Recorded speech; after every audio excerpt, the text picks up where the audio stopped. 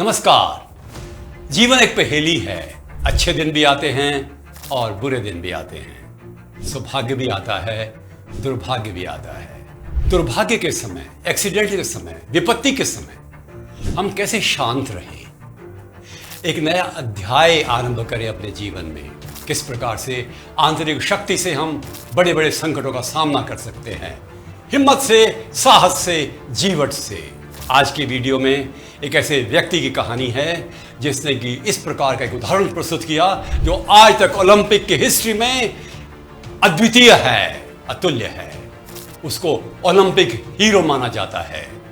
कैरोलिटाकस, Hungary का एक sergeant का मतलब हवलदार के बराबर एक सैनिक, कुछ सीनियर परंतु कमीशन्ड ऑफिसर नहीं। रैपिड फायर पिस्टल शूटिंग में हंगरी का नेशनल चैंपियन होने के साथ साथ अंतर्राष्ट्रीय विभिन्न प्रतियोगिताओं में भी अव्वल दर्जा हासिल करता था। उसके मन में एक ही उद्देश्य था कि मैं ओलंपिक में गोल्ड मेडल जीतूं, उसमें भाग लूं। परंतु 1936 के बर्लिन के ओलंपिक्स में उसको इसलिए भाग नहीं लेने दिया गया क्योंकि वो सीनियर नहीं था, कमीशन्ड ऑफिसर नहीं था। उसे प्रतीक्षा करने की सोची। परंतु देखिए मजे की बात, ये नियम बाद में हटा दिया गया। सारे हंगरी में उसका जबरदस्त नाम था।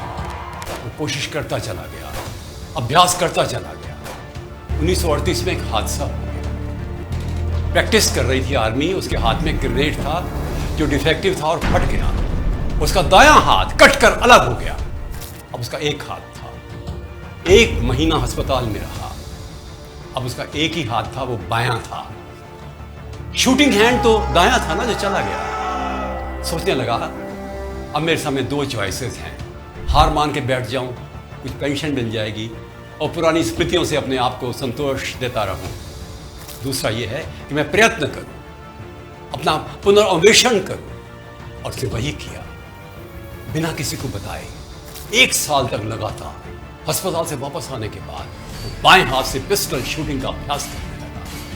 1939 में राष्ट्रीय प्रतियोगिता हुई, उसे गोल्ड मेडल जीत लिया। 1940 का ओलंपिक नहीं हुआ द्वितीय विश्व युद्ध के कारण। 44 का भी नहीं हुआ सेकेंड वर्ल्ड वॉर के कारण। 48 में लंदन में हुआ ओलंपिक गेम्स का एक बहुत बड़ा जबरदस्त सैलाब आया। खिलाड़ी, एथलीट्स सब बहुत सालों के बाद इकट्ठे हुए थे लंदन में। और ये कैरोली जो कि उस समय पर 38 इयर्स का था, उसने एक साथ ऐसा चमत्कार पैदा किया कि वो गोल्ड मेडल जीत गया। लोग हैरान थे। अंतर्राष्ट्रीय क्षेत्र में उसका नाम था।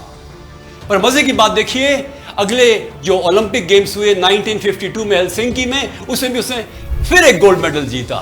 ये पहली बार हुआ कि पिस्टल शूटिंग में किसी को 2 गोल्ड मेडल एक के बाद एक ओलंपिक से मिले हों। और इस प्रकार से उसकी प्रतिष्ठा बढ़ती गई।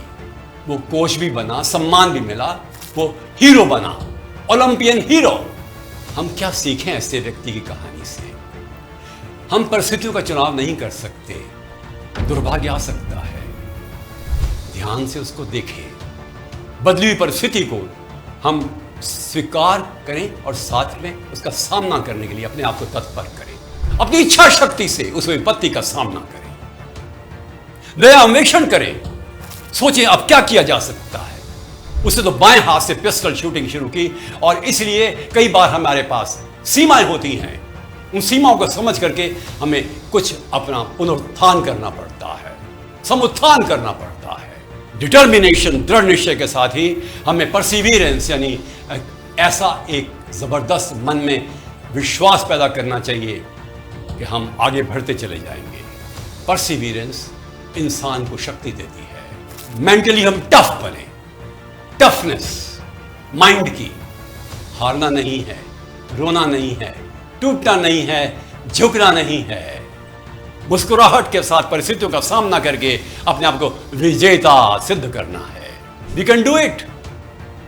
Perseverance, resilience, determination, faith, hope, trust, optimism, strength, vitality इंसान को मानव से महामानव बना सकती हैं। घबराएं नहीं, कभी भी ना घबराएं और अपने आप में विश्वास पैदा करके आगे बढ़ें।